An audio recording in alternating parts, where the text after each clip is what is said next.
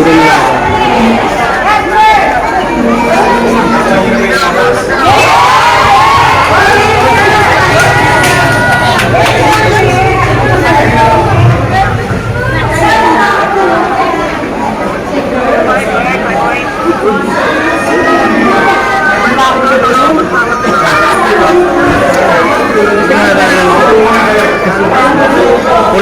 Pulang po.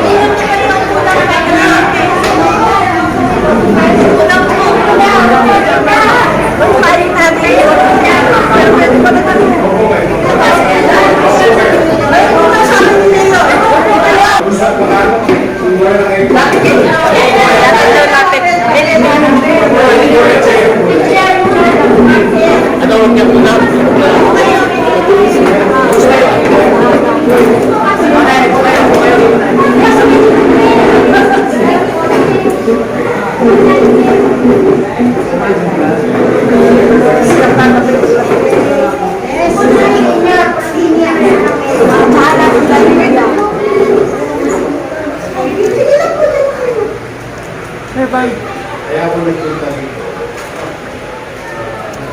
Remember, may pinangako ko sa inyo. Ayoko sa inyo gusto ko lang makumpirma. Kasi si Chairman Cholo at mga kapitbahay nito ang request, buhayin ang dito.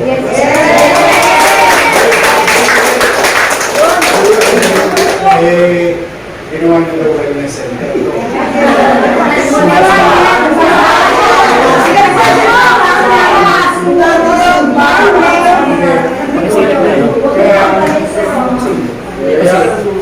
Kaya tayo ano ba talaga gusto nyo?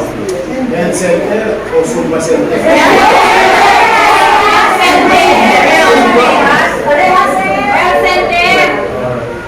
center, Zumba. Ngayon,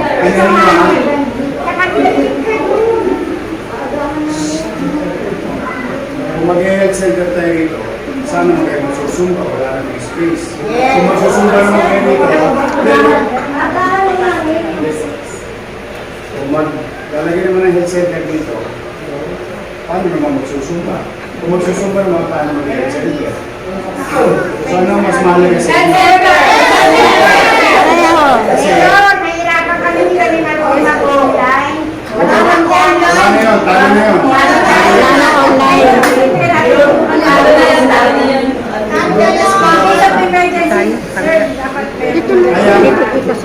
Kaya nga ako mismo yun. Para malaman, ano ba ang gusto ko? Gagawin ko yung health center, hindi natin ito pwede gawin.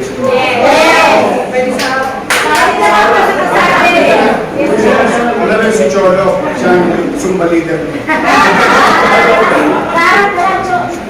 Kaya na kayo, on my 30 morning,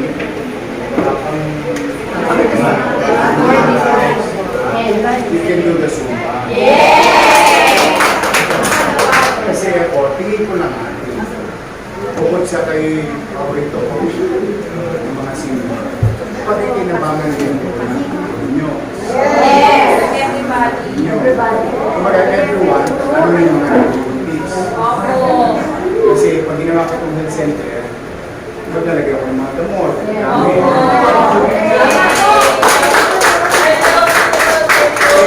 Sa totoo, talagang health center ko dati. Hindi ko maintindihan bakit kailangan patayin ito.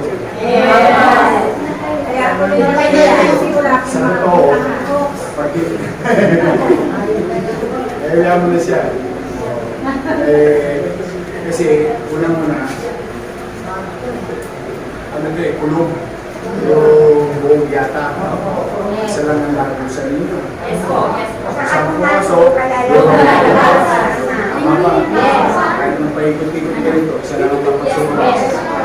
Kaya maigi siya na may health center.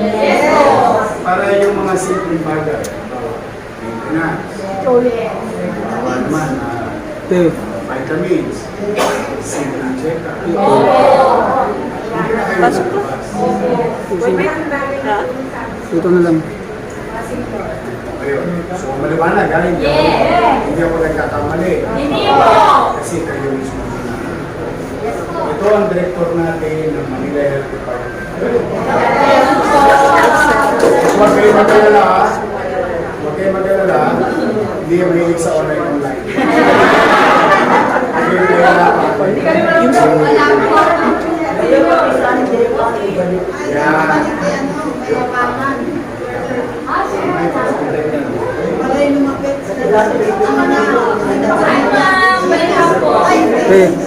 ngayon, bubuhayin nito mag-health center. It will take time. Hindi naman kayo mainipin. Ang importante, nagkasundo na tayo, ang gusto ng komunidad, buhayin mo rin yung health center.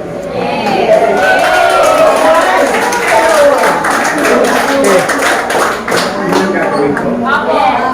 Bibili na ako ng mga gamit. So, mga ilang linggo o one month. Hindi na madali. For the meantime, as paparenovate ko ng konti para maging maliwalas pa. Dito, pagpasok ko dito, ihilaos lahat ang bubulas lahat ang chinchanso rito. Sa hindi na ako si chinchanso. Kasi inakasya na lang. Hindi, gagawin kong regulation.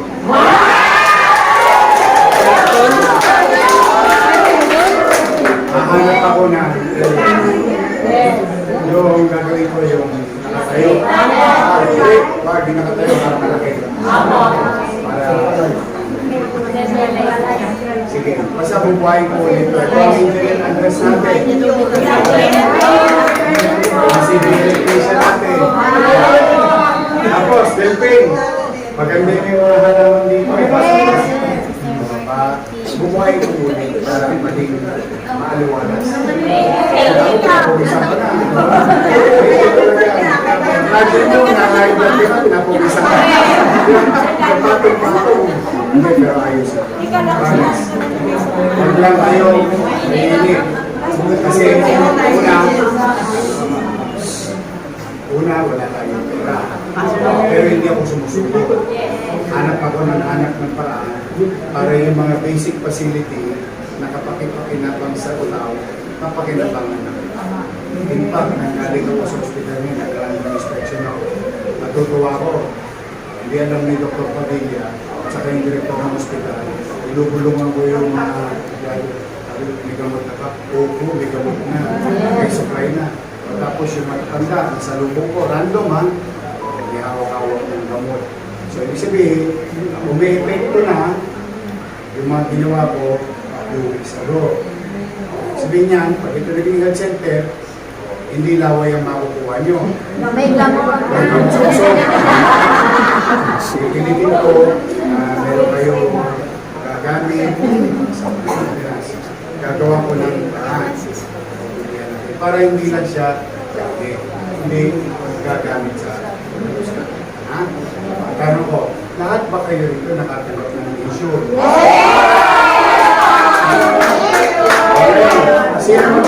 Sino ang nag-birthday ng July? Ayan. Sino August? September. June, next year ka na.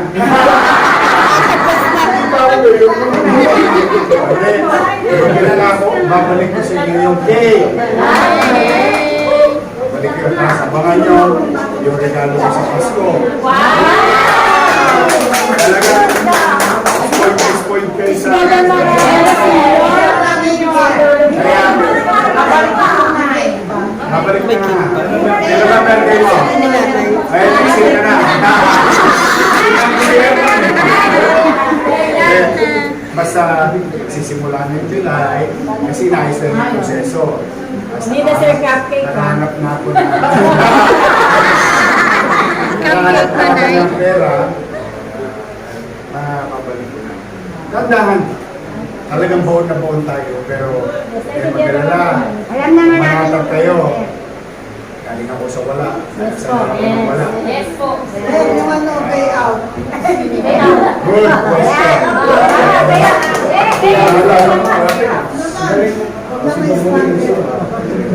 Ganda. Para alam nila, total, nandito na lang naman ako. Sa akin ang manggaling.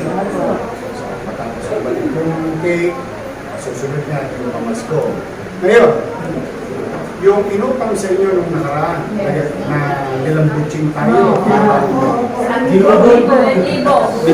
sa bibo. Ulitin ko naman ang tanong ko. 1,000 hindi natutupad, 500 natutupad. Ganun din ang pananaw ko. Ngayon, sabi ko sa inyo, hindi naman ako nag-public ng kampanya. Babalik ko sa tama. Kung ano yung kaya ng syudad. Pero at least maganap. Ang utang sa inyo ng Maynila is 594 million. Ang utang sa inyo. Para lang yan yung ginawang 3,000 na hindi naman kaya. Okay. Pinamyendahan ko na yung batas. Ibinalik ko na sa lahat. Para lang alam nyo. Pero, ngayon, nakuha mo hindi, naiipon lang. Dati nagpo-forfeit. Inalis ko yun. So, yung sinabi ko, maglulubi-lubi, maglulubi tayo. Sabihin, kapag hindi mo nakuha ng Enero, di ba, next year, Enero hanggang Nobyembre, hindi mo nakuha. Pagdating ng Disyembre,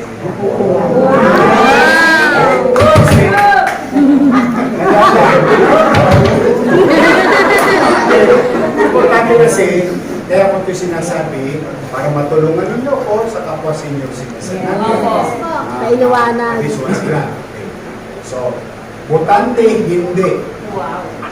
Presidente at senior. Ang kwalifikasyon, simple lang ha. Presidente at edad. Wala na. Para walang confusion. So, kahit hindi na bumuboto ang asawa nyo, dahil may karamdaman, hindi na nakakaboto, may matatag.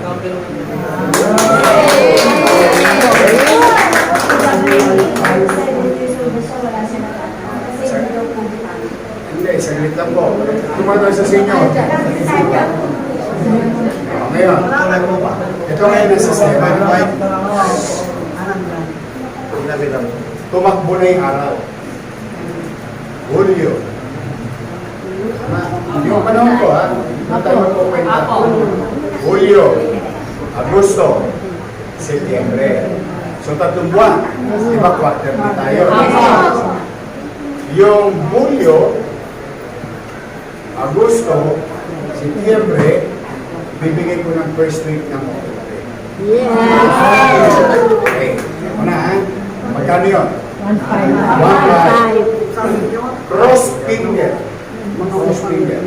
Hopefully, lumuwag ang pera natin. Yung pagkakautang sa inyong 3,000 na hindi ginawa nung nakaraan, babawasan ko yun. Ibig sabihin, dahil naipangako na yun sa inyo, dahil na alam natin mulagas, tutok din natin. Hindi ko lang may pangako kung kailan. Kasi talagang masahin. Pero yung obligasyon ko, Hulyo, Agosto, Setyembre, pagdating ng first week ng October, makukuha na ng mga minamahal kong lolo. Ang swerte, halimbawa, kaluwag tayo, ang gagawin ko, baka yung 3 buwan, plus bawas 1 buwan.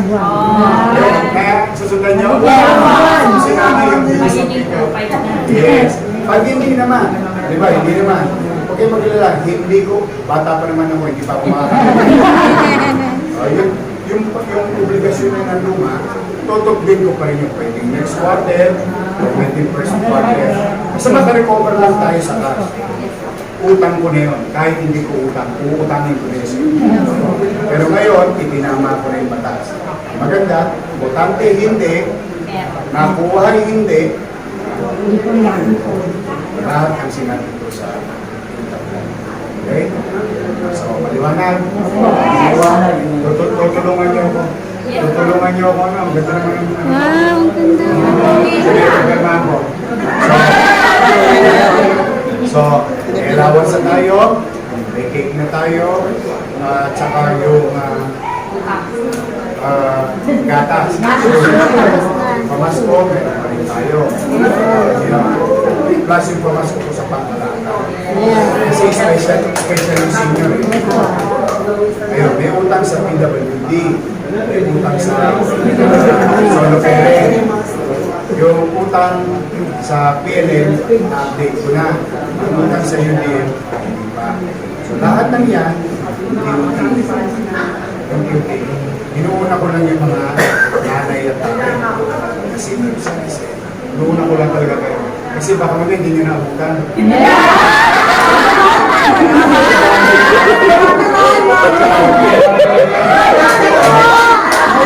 Yasin pa. Sa Pasko, hindi. Ayun. Pagbigyan ko, pagpilitin ko, yung mga nahilig sa senior. Okay, so maliwanag ko? Ano po ngayon? Meron ba kayong tanong? Sir, di pa po meron binibigay yung po sa mga senior na set 82. Yan, good question. Noong nakaraang linggo, ipinatupad na ng national government. Yes po. 85, 95, plus yung sa atin, 100. Kaya dito, bibigyan ko yung lagi ng issue para mapabuhay ka. Pero pinatutupad na. Yes sir, nakakuha na po yung Uncle Gorena. It takes a month, limagwa na po. Ganun. Yes po. Kasi ang dami po nung hiningi. Gusto ko lang ipatid sa inyo. Tsaka hindi kailangan ipinapalo pa. Ito naman, we will give credit where it's due. Yung programa na yon ay programa national. Kami naman, yung nakaraan, nag-assist kami. Doon ginawa sa San Andres. Yes po, doon Kasi nga po. nagkabigayan Ah, doon nga po. nagkabigayan na. Okay.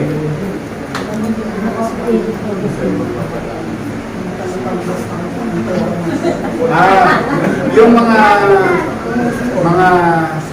tumira ng pera natin, ayan natin ang ahensya ng gobyerno, pinag-investigahan sa ako naman, bilang inyong ama, nagsisilop ako, ano man ang pwede ko mabiga, sabihin ko, bibigay ko. Pero hindi ko pwede na ikikibit balikat ko lang yung ginawa. Kasi dahil doon, nahihirapan. Hindi ko masabing nanakaw, ayoko magbenta. Pero sigurado ko tinira. Hindi nasus pa ng tama.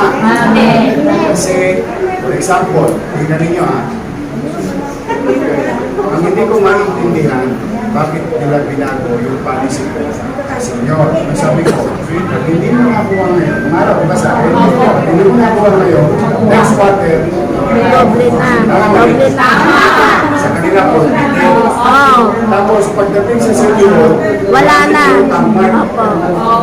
Wala na. Hindi na sabi ko, makukuha. lahat pa ng lola ko, may sakit, hindi na masulat. So, kinukulit ko na yan. May awan Diyos, may awan Diyos. Narinig ko po yun sa brothers ko. Lalo pag hindi ka Uwi ka ng probinsya eh. basta tayo, ito ang rule. Residente at edad. Wala na. Para hindi naman ito. Whether mahirap, whether mas mahirap. Para, kasi alam mo ng mga lolo ko, pag nagtanong, pag konti lang mga mali nito. Kaya nga ayaw ko ng malito, sinimplihan ko lang. Nandito ka, may edad ka, karehisto ka sa senior citizen. Ibig sabihin, nakasama ka kay Cholo, sa listahan. Ganun lang kasimple. Para hindi magkaroon ng ating okay? Yorme. Sige na. Kasi 5 years na po ako nag-apply sa pension. Ayun, yun. Sir pension. Nung mamatay na ako, wala ako nakakuha. Okay. Ganito.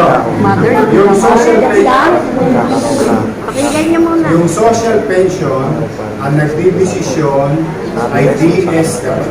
Opo, na-interview na ako. Opo. Na-interview na ako, hindi lang 4 times. Hanggang ngayon wala pa ako ni-receive copy. Ako ngayon, sinabit ko sa barangay. Ulitin ko po, Nay.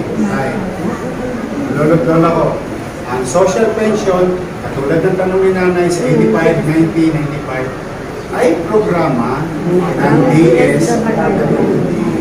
Kasi sa social pension, may kategorya. Tama ba? May mahirap, may mayaman. Yes po. Tama ba? Pag may kaya ka sa buhay, hindi ka pwede maging pensionado. Tama? Hindi, yun nga. 33,000 yon out of 213,000. Sa Maynila naman, other side, ako, walang pinipili.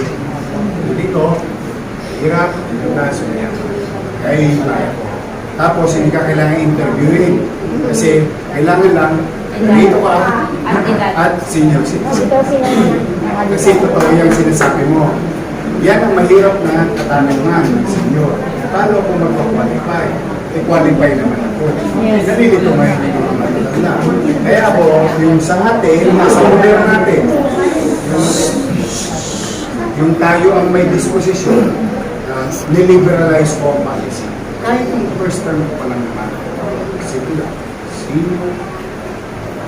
president, whether mayaman siya, kita mo sa gatas, mayaman, may gatas, middle class, mahirap, may sakit, kasi nga mas madali yun. At hindi pagtutuunan ng inggitan, selusan, ito malapit sa kusina. Yes, true.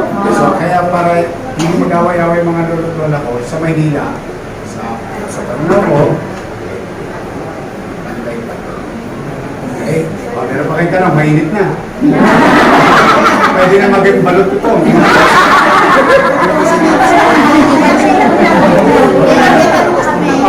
Kung babalik natin po ang inyong health center, ano po ba ang gusto nyo? Bagong Lipunan Health Center? Ito po yung dati nila sa pangalan o Yata Health Center? Yata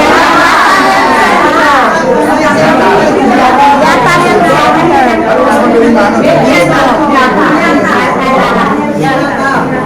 Sige. Agree po. Yun. Kasi iba yung dun eh. So,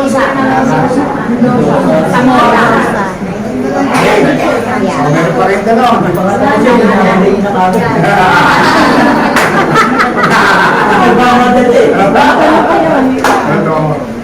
Sige, basta. Yun.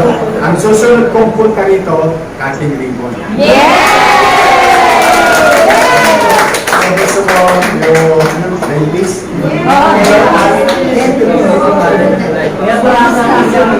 Sa mga ECG. Okay? I will do my best. Sure. Sana po, pag na-distin na dito mga doktor, assistant, mababago, sa mga sungit. Bawal na po. Bawal po. Alam mo naman, siyempre hindi mo masisisi ang tao bayan. Eh, naka-experience eh. At hindi lang naman dito nangyayari. Ako, lagi ako nagbibigay ng pagkakataon sa tao. Sa kanila. Dahil ako na ang nakaupo, magbuti sila ng Panginoon. Pagpalagay na natin, meron silang nagawa ng okay na yun. Nasa panagamdamin natin, parang shota lang, na tayo ko rin. Pupunta. Point is, tama si Nana. Okay? Pipilitin natin. Pipilitin natin na maging sympathetic or may dedication. Ang lahat, hindi lang ang biyaya. Kasi ako naman kayo kami lagi. Baka sabihin dito lang ako. Sa lahat ng mga sente, pinagaan mo na pagbilang sila sa dito mo. Ngayon, may isang portion din yan kung bakit nabubulyong o naiinis yung iba nating medical frontliner. Bakit? Kayo man ang lumagay sa katayuan. May hiring-hilya, wala. Tama. May bulak, wala. Siyempre, yung sinanay nagpunta, biglang nag-init ang ulo, talaga naman walang maibigay, laway, magagalit si nanay, siyempre, naano rin naman yung medical frontliner. Eh kaso, sa nanay ngayong araw na ito, Yung mabubuti din siya. Kaya bago pa siya makita ng ibang tao, may tao doon. Eh, pero sino may kasalanan? Gobyerno po. Okay. Pero may gobyerno na ngayon. Walang naman. So, minsan gusto mo Walang supply. gusto mong tulungan, kailangan mo lang get for me. Wala naman akong mabibigay. Nakukuso din yung tao. Kasi, ano rin yan, human being din yan. Yung mga doktor, nurses, BHW natin, tao din yan. Pagod. Naiintindihan ko yan. Pagod. Kaya lang, pumasok kami lahat sa public service. So, hindi kami pwede basta mapagod. Although tao lang kami. Pero yan lahat ng bagay na yan, isinantabi ko na at binibigyan ko lahat ng pagkakataon magbuti. Naalala niyo yung Santa Ana Hospital yung dati? Yes, oo. Diba, naging modelo ang Santa Ana Hospital. Lalo na ng COVID. Yes po. Siya ang director. Wow! Yes, ang ginawa ko. Kaya ngayon, siya ang ginawa kong department head ng Manila Health. Kasi kabisado niya ang pag-ugali ko, kabisado niya ang pakikitungo ko, kabisado niya yung prioridad. Kasi sa oras ng dilim ng buhay natin, sila ang mga kasama. At marami tayong nagmagas at buhay. No? Kaya, maaaring sa nakaraan, mga sa mga eksperyensya, pero pagtulong-tulong tayo, paano tayo magiging mabuti sa isa't isa. Tama ba? Yes. Kaya pagpasensya mo na sila. Alam ko masakit mapagsimbi tayo. Pero pagbubutihan namin, araw-araw naman yan, linggo-linggo, pinagsasabihan ko sila. Pero we will not. Yan naman. Pagkalaan ko, Si Bob. Ay, potong. Okay. Sige, okay na tayo. Diyan lang kayo. Para hindi na kayo baka matalis, papapicture tayo.